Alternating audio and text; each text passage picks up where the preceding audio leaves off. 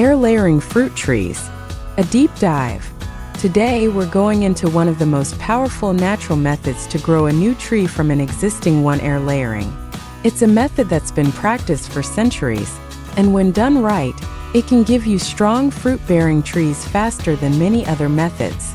We're going deep into everything: the tools, materials, timing, even the microscopic biological changes inside the branch, and we'll compare it to sowing fruit tree seeds during the moon cycle. Let's begin. What is air layering? As most gardeners sometimes use grafting and air layering as the same in meaning, but grafting is different. Air layering is a form of plant propagation where a branch, still attached to the parent tree, is encouraged to grow roots. Once those roots are well formed, the branch is cut off and planted as a brand new tree. It's a method that works especially well for trees that are hard to root from cuttings or tricky to graft. You're creating a clone of the parent tree, meaning it keeps all the traits of the original: its fruit quality, size, and health. And the best part, you don't need a fancy nursery to do this. Here are tools you'll need: sharp knife or pruning blade to cut cleanly around the bark, sphagnum moss or moist cocoa coir. This holds the moisture and surrounds the cut area. Plastic wrap to cover the moss and trap in the humidity. Twist ties or strings to secure the ends of the plastic wrap. Aluminum foil, optional, but great to protect the area from sunlight and drying out. Spray bottle with water to moisten the moss. Rooting hormone, optional to encourage faster root development. Best material to wrap. The most common and effective material to wrap around the cut section is sphagnum moss. It holds moisture while still allowing air, which is key for root development. You can also use coconut fiber coir peat moss or well-aged composted bark. In some areas, people even use moist soil, cloth, or banana leaves, but moss tends to give the best results. The wrap on the outside is usually clear plastic so you can see when roots form. Foil over the plastic helps keep the area dark and protected from heat, especially in tropical sun. Best time to air layer. The best time to begin air layering is during the growing season, when sap is flowing and the tree is actively growing. This is usually spring to early summer in cooler climates.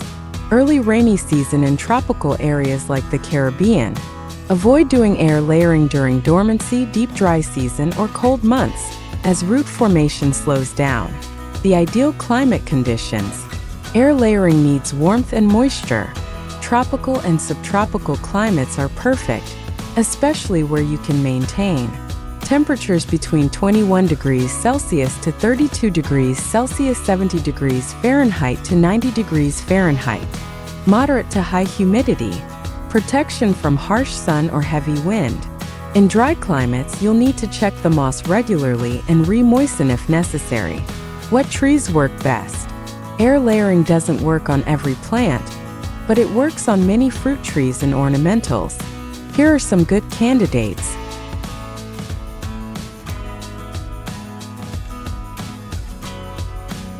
Guava, mango, young branches only. Lychee, longan, pomegranate, fig. Citrus like lime, lemon, and oranges.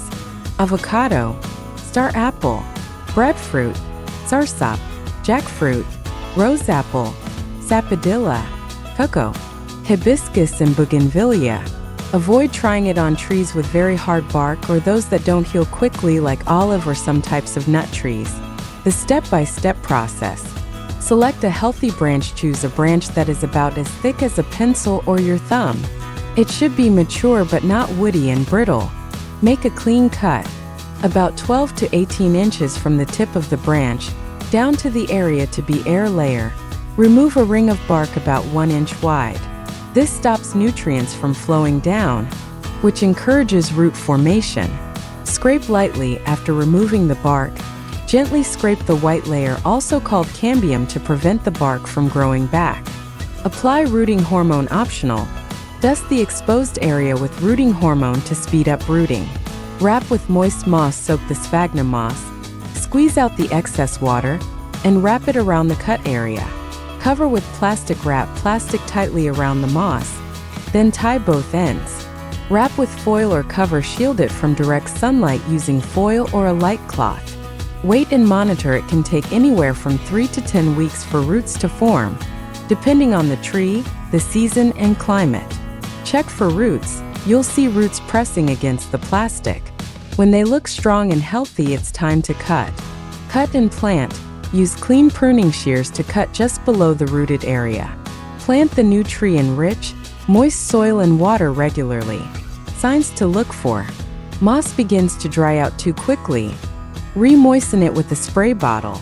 Roots are visible through plastic. You're getting close. No roots after 2 months. Try again with a fresh cut and better moisture. In the meantime, here is what's happening on a microscopic level. Let's zoom in. When you cut the bark, you're interrupting the phloem, the tissue that carries sugars from the leaves down to the roots. But the xylem, which carries water up, is still intact. This creates a buildup of sugars and growth hormones at the cut site. In response, the tree activates cambium cells, which are undifferentiated cells that can turn into whatever the plant needs: new bark, healing tissue, or in this case, roots. Moisture, oxygen, and darkness around the cut area trigger those cambium cells to become adventitious roots, roots that grow from stems instead of underground. Inside the moss, microorganisms also play a role. Beneficial bacteria and fungi can speed healing and root development by creating a biologically active zone around the cut. In short, you're tricking the branch into acting like it's already a tree in the soil. Aftercare. What to do once you plant. Once the rooted branch is planted, keep the soil moist but not soggy. Shade the young plant for the first 2 to 3 weeks. Gradually introduce sunlight. Avoid fertilizers for the first month. Let the roots settle in and focus on growth. After that, a gentle organic compost or liquid seaweed fertilizer can help boost health. Mulch around the base to hold in moisture and protect the new roots. Comparing to seed sowing at the new moon. Now let's compare this to another powerful method: sowing fruit tree seeds during the new moon cycle, especially on the last day of the new moon, which is traditionally believed to give you shorter trees that bear fruit quicker. When you plant on the last day of the new moon, the Earth's gravitational pull is low, encouraging more root energy than tall shoot growth. Seeds respond to this subtle lunar shift by growing compact and strong. Trees started this way tend to fruit earlier but may not grow as tall. But when you grow a tree from seed, you often don't know if the fruit will match the parent. The new tree might be taller, weaker, or produce poor fruit unless it's from a stabilized seed variety. In contrast, air layering produces an exact clone of the parent tree, meaning the fruit quality, size, and growth pattern will be identical. So if your goal is to preserve a special fruit variety or get results quicker than growing from seed, air layering wins. But if you're looking to experiment or grow naturally with strong roots from the start, then planting by the moon is still a sacred and beautiful method, especially when space and time allow. Whether you're air layering or planting seeds by the new moon, both methods come from deep knowledge of nature's rhythms. Air layering gives you a shortcut, a way to multiply strong trees, guarantee fruit quality, and avoid the uncertainty of seeds. It's great for gardeners, farmers, or anyone who wants more from a single tree. But the seed method connects you to the moon, the soil, and the slow mystery of life. You choose what works best or even use both. Either way, you're learning to grow fruit with intention, wisdom, and patience. This is Gardening with Kirk, and I thank you for taking the time to know the difference between grafting and air layering.